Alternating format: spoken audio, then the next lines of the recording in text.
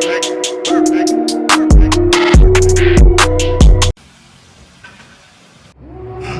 in a red dress. Call 911, I'm a killer. You know I hate to confess. Bang bang, got my hand on the... Bakım onarım serimizin yeni bölümündeyiz. Bu bölümde 2003 model 5 kapılı hatchback kasa Ford Focus'la birlikteyiz. Araç 179.475 kilometrede 1600 cc hacminde 134 beygir güç üretebilen enjeksiyonlu bir benzinli motora sahip. Motor oldukça kirli görünüyor. Bu görüntüden kurtulacağız. Yıllık periyodik bakımını ve kontrollerini yapacağız. İlk olarak uygun motor yağı ve filtre setini bulmamız gerekiyor. Motor yağını bütçenize uygun bir markanın aracınıza uygun olduğuna emin olduğunuz bir modelini tercih edebilirsiniz. Birçok markanın web sitesinde yağ seçici özelliği bulunuyor. Bu özellik sayesinde aracınızın bilgilerini girerek uygun motor yağını kolayca bulabilirsiniz. Bizim aracımız Avrupa üretimi Focus Mark 1, 1998 ve 2004 yılları arasında üretildi ve 1.6 motor hacmine sahip 16 valfli bir motor. Aracımızın kilometresi ise 150.000 kilometrenin üzerinde. Bu bilgiler ışığında bize önerilen motor yağı Motul Specific 530 Full Sentetik 5 litrelik modeli. Bu model biraz pahalı olduğu için alternatif olarak 8100 Eco Enerji 530 motor yağını da kullanabiliriz. Özellikleri birebir aynıdır. Bu motor için kullanmamız gereken motor yağı A5, B5 standartlarında olması gerektiğini, OEM onaylarında ise Ford WSS 913D onaylarını almış olması gerektiğini gösteriyor. Aracımızın motoruna tam uyumlu bir motor yağı. Motorun yağ kanallarına ve yağ pompasına tam uyumlu. Sürtünmeden dolayı oluşan yıpranmayı neredeyse sıfıra indiriyor. Aracımızın motoruna uygun motor yağını ve filtreleri aldım. Yağ filtresinde Bosch marka, hava filtresi ve polen filtresinde Filtron markayı tercih ettim. Motor yağı ve filtreleri seçerken en önemli konu ise ürünlerin orijinal olmasıdır. Ne yazık ki bu tür ürünlerin piyasada çok fazla sahtesi var ve sahte ürünler aracınıza büyük zararlar verebilir. Özellikle motor yağının ve yağ filtresinin mümkün olduğu kadar kaliteli ve orijinal olmasına özen gösterin. Kötü bir yağ filtresi bypass özelliği yapamaz ve motoru yağsız bırakabilir. Kalitesiz bir yağ ise kısa sürede özelliğini yitirebilir. İki durumda da motor büyük yıpranmalara maruz kalacaktır. Şimdi aracımızın yanındayız. Periyodik bakım işlemlerine başlayabiliriz. Türkiye şartlarında her 10.000 kilometrede bir periyodik bakım yapılması araçların kullanım ömrünün uzamasında büyük etkendir. Düzenli periyodik bakım aracınızın en az sorun çıkarması ve size güvenli bir seyahat imkanı sunar. Her periyodik bakımda aracın bütün donanımları kontrol edilmelidir. Bakımda sadece eski yağ boşaltıp yeni yağ doldurmak doğru değildir. Aracın yıpranan ve sorun çıkarma ihtimali olan parçaların kontrolü ve tespiti periyodik bakımlarda mutlaka yapılmalıdır. Bakım öncesi gerekli kontrolleri yapmamız gerekiyor. İlk olarak gözle kontrol yapmalıyız. Kırık soket, kopmak üzere olan kablo, yırtık veya çatlak hortumlar, akaryakıt kokusu veya kaçağı, yağ sızıntısı veya birikintisi, kayışlarda çatlama, kuruma, soğutma sisteminde pas izleri, fren hidroliğinde sızıntı ve kaçak gibi durumlar ilk olarak gözle kontrol edilmelidir. Ardından aracımızı kriko ile kaldırıp güvenli çalışmak için kriko standları ile aracı askıya aldım. Aracımızın alt tarafındaki kontrolleri ile devam edebiliriz. Araç otomatik vitese sahip ve önceki bakımda şanzıman yağ değişimi ve bakımı yapılmış. Buna rağmen burada bir yağ kaçağı olduğunu görebiliyoruz. Aktif bir kaçak mı ya da kirli mi bırakılmış bilmiyoruz. Bu sebeple bakım sonunda motor temizliğimizi yapıp bir hafta sonra bu kısmı tekrar kontrol edeceğiz. Kaçak varsa tam yerini tespit edebiliriz. Kontrollere aks körükleri, kauçuk parçalar, salıncaklar, rot kolları ve rot başları, direksiyon kutusu, fren hidroliği ve sıvı kaçaklarının kontrollerini yaparak devam ediyorum. Alt tarafta birkaç ufak sorun tespit ettim. Sağ aksın şanzıman bağlantısında aktif bir kaçak olduğunu düşünüyorum. Bu gördüğünüz sağ aksımız. Körükleri sağlam ve aksta herhangi bir boşluk veya arıza yok. Çalışması sorunsuz. Ama ilerleyip şanzımana bağlantı noktasına bakarsak yoğun şekilde yağ birikintisini görebiliriz. Bu da buradaki contanın işlevini yitirdiği anlamına geliyor. Yapılması gerekenler listesine bunu ekledim. Ayrıca askı rotlarının da değişmesi gerekecek. Ufak bir tıkırtıya sebep oluyorlar. Amortisör körüklerinde de yıpranma başlamış. Bu yaşta bir araç için genel durumu fena değil aslında. Arka frenler kampana ve ses yapıyorlar. Onların da yenileriyle değişmesi gerekecek. 3. stop ampulünde yanmayan ampuller var. Sol arka stop ampulü çalışmıyor. Bu eksiklerin hepsini not edip tek tek halledeceğim. Aracın kontrollerine devam edeceğiz. Şimdi yağ filtresini ve yağ tahliye tapasını gevşetmeyi deneyeceğim. Ben motor yağ değişimlerinde motor yağının tutunma özelliğinin azalması ve eski yağın motorun içinden daha kolay tahliye olması için Engine Flush, motor iç temizleyici ürünler kullanıyorum. Bu tarz ürünleri motor yağına katmadan önce yağ filtresinin ve karter tapasının sökülebildiğine emin olun. Bazen önceki bakımda fazla sıkılmış olabiliyor. Bu aracın yağ filtresini sökmek için mutlaka bir filtre sökme aparatı kullanmamız gerekiyor. Bunun için Ricoh'un 76/12 filtre sökme aparatını ve lokma takımını kullanacağım. Aparat yağ filtresinin üzerine hiç boşluk kalmayacak şekilde oturuyor. 22 mm lokma kullanarak filtreyi gevşeteceğim.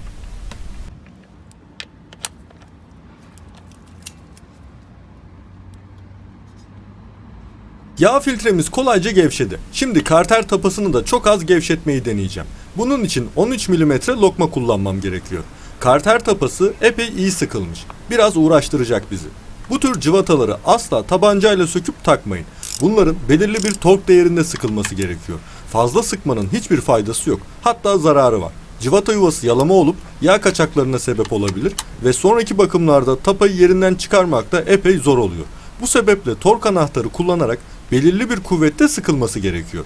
Ne fazla ne de az, tam olması gerektiği gibi sıkacağız. Yağ filtresini ve karter tapasını gevşettikten sonra Engine Flush kullanıp motoru 10 dakika rölanti devrinde çalıştıracağım.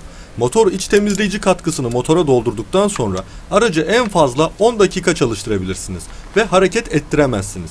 Eğer karter tapası veya yağ filtresi açılmazsa eski yağı tahliye edemezsiniz. Motorun içinde bu yağ ile tamirciye kadar aracı kullanmanız motora zarar verebilir. Bu gibi durumlar yaşamamak için Engine Flush ürünleri kullanmadan önce yağ filtresinin ve karter tapasının sökülebilir olduğuna emin olun. Yağ filtresini ve karter tapasını gevşettim. Sırada motor iç temizleyici ürünümüz var. Würth markasının ürününü kullanacağım. Kutunun tamamını yağ doldurma haznesinden içeriye boşaltacağım. Motoru 10 dakika gaz vermeden rölanti devrinde çalıştırıp ürünün bütün yağa karışmasını bekleyeceğim. Bu arada motor yağı ısındığı için çok daha akışkan bir hale gelecek. Bu sayede motor bloklarının içinde en az seviyede eski yağ kalıntısı kalmış olur. Eğer motorun içinden eski yağ iyi tahliye edilmezse yeni dolduracağımız motor yağının kısa sürede kirlenmesine sebep olacaktır. Zamanında değiştirilmeyen motor yağı motorun iç bloklarında zift gibi bir tabaka oluşturur ve ileride yağ kanallarının tıkanmasına sebep olabilir. Böyle bir durumda motor yeteri kadar yağlama yapamaz ve hızlı bir aşınmaya maruz kalır. Bu aşınmanın sonunda motor yenileme işlemi gerekebilir ve bunun maliyeti epey yüksek olacaktır. Bu tarz sorunlar yaşamamak için aracınızın periyodik bakımlarını zamanında ve doğru bir şekilde yapılmasına özen gösterin. Aracımızın motoru rölanti devrinde çalışırken kontrollerimizi yapmaya devam edebiliriz. Tekeri sağa ve sola çevirmeye çalışarak rot kollarında boşluk olup olmadığını kontrol edebiliriz. Yukarı aşağı hareket ettirdiğimizde ise darbe sönümleyici parçaların sağlamlıklarını anlayabiliriz. Burada en çok dikkatimi çeken askı rotlarının yıpranmış olması. Büyük ihtimalle araç çukurlardan geçerken tıkırtı sesleri duyuluyordur. Ön takımda fazla bir yıpranma yok ama Z rotları en kısa sürede değiştireceğiz. Aracımız hazır çalışır haldeyken kayış ve rulman sesi olup olmadığını da kontrol edelim. Motor sesinde herhangi bir problem yok gibi. Daha sonraki bölümlerde bu aracın bujilerini söküp silindir ve pistonların durumunu görmek için endoskop kamera gönderip içeriye bakacağız. Belki daha sonrasında kompresyon testi de yapabiliriz. Zamanına göre güzel ve güçlü bir motor. İyi bakılırsa çok daha uzun yıllar sorun çıkarmadan kullanılabilir. 10 dakikanın ardından aracımızı stop etme vakti geldi. Yağ doldurma kapağını gevşetip eski yağı boşaltmak için 10 litrelik bir kovayı aracın altına koyacağım.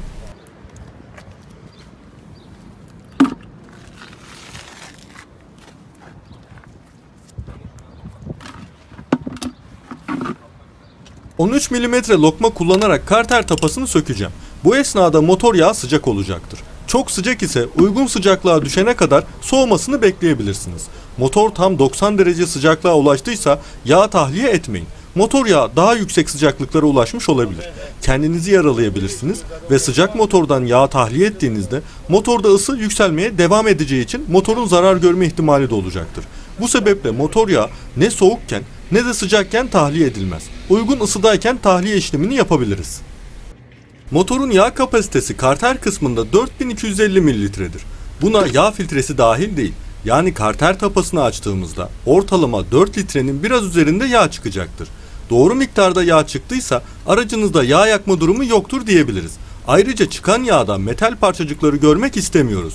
Bu da motorda aşınma olduğu anlamına gelir.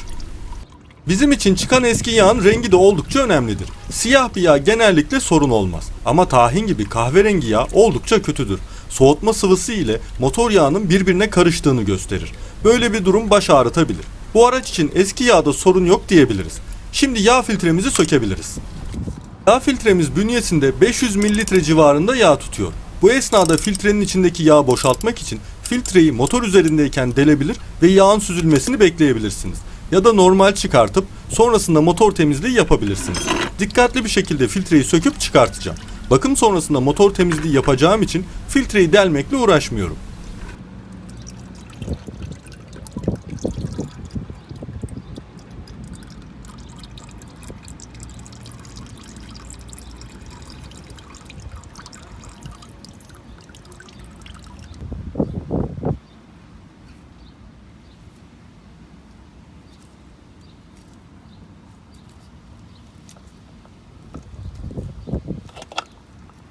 Yağ filtremizi söküp çıkarttık. Motor yağımızın iyice süzülüp motordan tahliye olması için bekleyeceğiz. Bu esnada kontrollerimize devam edebiliriz. Akünün kontrolünü yapalım. Aküler genellikle üzerinde bir kontrol göstergesiyle üretilir. Bu kısım eğer yeşilse akünün iyi durumda olduğunu gösterir. Burası siyah olduğu durumlarda akü deşarj olmuş veya kullanım ömrü bitmiş anlamına gelir. Biz yine de bir avometre ile kutuplar arasındaki gerilimi ölçüp not edebiliriz. Bir sonraki bakımda ne kadar yıpranma olduğunu daha iyi görmüş oluruz. Ayrıca akü kutup başlarında gevşeme veya oksit olup olmadığına da bakıyoruz. Akümüzün durumu oldukça iyi. Standby'da 13.28 volt gerilim okuyoruz. Şimdi antifriz kontrolümüzü yapabiliriz. Genleşme kabının sıcak olmadığına emin olduğumuzda kapağını açıp bir miktar antifrizi kontrol cihazının içine çekiyoruz. Bu oldukça basit ve etkili bir cihaz. Bunun sayesinde antifrizin kaynama ve donma noktasını rahatlıkla görebiliriz. Cihazın üzerindeki seviyeye kadar antifrizi içine çekiyoruz ve cihazı tam 90 derece düz tutarak ortasındaki ibrenin karşılık geldiği birime bakıyoruz. Cihazın bir yüzünde donma derecesi, diğer yüzünde ise kaynama derecesi yer alıyor. Bu aracın üzerindeki soğutma sıvısına çok fazla su ilave edilmiş. En kısa sürede soğutma sistemi temizlenmeli ve antifriz dolumu yapılmalı. Yapılmadığı takdirde soğutma sistemi korozyona, paslanmaya ve su kaçaklarına sebep olacaktır. Antifriz kullanımı son derece önemlidir. Sırada fren hidrolik sıvısının kontrolü var. Bunun için dijital bir kontrol cihazı kullanacağım. Bu cihaz fren hidroliğinin nem oranını ölçmemizi sağlıyor. Fren hidroliği araç üzerinde sürekli sıkıştırıldığı için yüksek ısılara çıkabilir ve bu ısılara oldukça dayanıklıdır. Ama bu hidrolik sıvısının bir kullanım ömrü var. Bu sıvı zamanla bünyesine nemi çeker ve hapseder. Bu üzerine çektiği nem hidrolik sıvısının kaynama derecesini aşağı çeker ve özelliğini yitirmesine sebep olur. Fren hidroliğinin nem değeri kötü seviyede. Bu araç DOT 4 fren hidroliği kullanıyor. En kısa sürede fren hidroliğinin yenilenmesi gerekiyor. Bunu da yapılacaklar listesine ekliyoruz. Motor yağımız süzülmeye devam ederken hava filtremizi değiştirebiliriz. Öncelikle hava akış metrenin soketini çıkartıyorum. Kabloların zarar görmesini istemeyiz. Minik bir lokma takımı kullanarak hava filtresinin cıvatalarını söküyorum. Toplamda 4 adet cıvata ile sabit duruyor.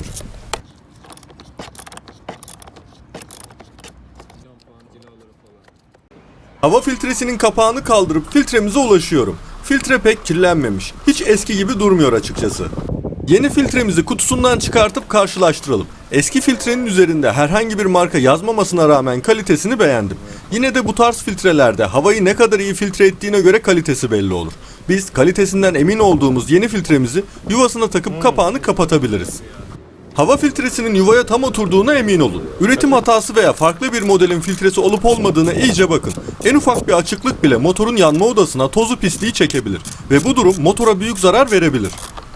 Hava filtremizin kapağını kapatıp 4 adet vidasını eşit bir şekilde sıktım. Hava akış metrenin soketini yerine takıp bakım işlemlerine kaldığımız yerden devam edebiliriz.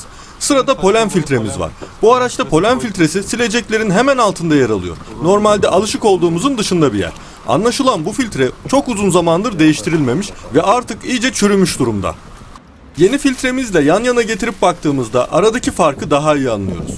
Polen filtresinin haznesinde biriken pislikleri temizledikten sonra yeni filtremizi yuvasına takıp kapağını kapatabiliriz. Burada birkaç klipsin eksik olduğunu fark ettim. Bunların yenisini sipariş edip yerlerine takacağım. Polen filtresini yuvasına oturtup kapağını şimdilik yerine takıyorum. Kapağı yerinde tutan birkaç tırnak kalmış sadece. Bu köşedeki tırnağı çamurluğun iç kısmına takmamız gerekiyor. Eski model araçlarda plastikler esnekliklerini yitirmiş olabilir. Bunun gibi parçaların üzerinde çalışırken kırmadan çalışmaya özen gösterin. Yenisini bulmak zor olabilir. Şimdi balata spreyi kullanarak aracın alt tarafındaki yağ birikintilerini temizleyeceğim. Balata spreyini kullanmadan önce biraz çalkalıyorum. Balata spreyi yağ kalıntılarını, balata tozları gibi kirleri hızlı bir şekilde söküp buharlaşıyor ve geride bir şey bırakmıyor. Kirin kaba temizliğini balata spreyi ile temizleyip ardından yağ çözücü bir sprey ve detay fırçası kullanarak motorun alt tarafını komple temizleyeceğim. Bir hafta sonra kontrol ettiğimizde aktif bir yağ kaçağı varsa bunların yerini tespit etmiş olacağız. Aracımızın karter tapasını yerine takıp kapatıyoruz. Bu tapayı çok sıkmıyorum. Tork anahtarı ile 30 Nm tork değerinde sıkıştıracağım. Şimdi yağ filtremizi kutusundan çıkartabiliriz. Bu bir dış filtredir ve diğer filtreler gibi içerisinde bir kağıt süzgeç bulunur. Filtrenin kapasitesine ve blok üzerinde bağlanacağı dişlerin aynı ölçüde olup olmadığına dikkat edin. Filtremizi yerine takmadan önce üzerindeki contasını kontrol ediyoruz ve contanın hem sızdırmaması hem de daha uzun ömürlü olması için motor yağı ile biraz yağlamamız gerekiyor. Filtreyi motorun üzerine takmadan önce içine yağ doldurabilirsiniz. Motor ilk marş aldığında yağ filtresinin içi yağ doluncaya kadar mekanik parçalar yağsız kalabilir. Üzerlerindeki ince film onları kısa bir süre koruyacaktır. Ama yine de işi şansa bırakmamak gerekiyor. Yağ filtresini yağ ile doldurmanın bir faydası daha var. Motora yağ doldururken yağ ölçüm çubuğunun sizi yanıltmasına engel olur. Yağ filtresi üzerinde 500 mililitreye yakın bir yağ tutacaktır. Bu da ölçüm çubuğunda eksik yağ görmenize sebep olabilir. Yağ filtresi ile birlikte motorun toplam yağ kapasitesi 4750 mililitredir. Yağ filtresini elimle çevirebildiğim sıkılığa kadar sıktım. Bu filtreyi de yuvasına 30 Nm torkla sıkmamız gerekiyor. Bu da yaklaşık 3 kilograma denk bir kuvvettir. Aracımızın filtrelerini değiştirdik. Direksiyon sıvısı da dahil bütün kontrollerimizi yaptık. Şimdi motor yağımızı doldurabiliriz. Bunun için bize bir yağ dolum hunisi gerekiyor. Huniyi yağ dolum yuvasına yerleştirip yağımızı dikkatlice içine boşaltıyoruz. Motor yağımızı doldurduktan sonra motorun üst tarafına da detaylı bir temizlik ve koruyucu silikon uygulaması yapacağım. Bu sayede motor uzun bir süre kirlenmeden temiz kalacaktır ve plastik parçalar dış etkenlerin zararlarından korunmuş olacak. Bu temizlik çürüme ihtimali olan parçaların kullanım ömrünü uzatır ve arıza yapma ihtimalini azaltır.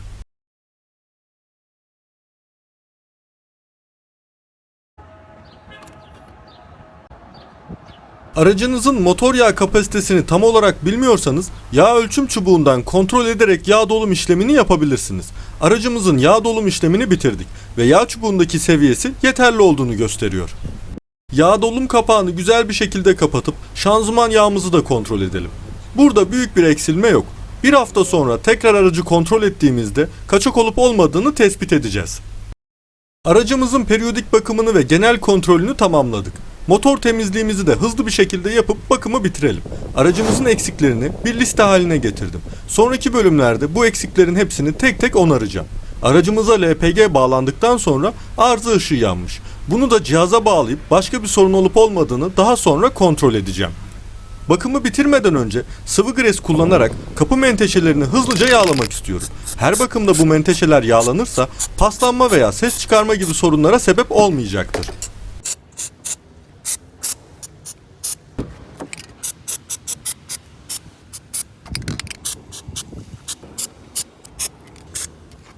Ford Focus Mark 1 aracımızın periyodik bakımını tamamladık. Umarım faydalı bir video olmuştur. Sonraki bölümlerde görüşmek üzere, hoşça kalın.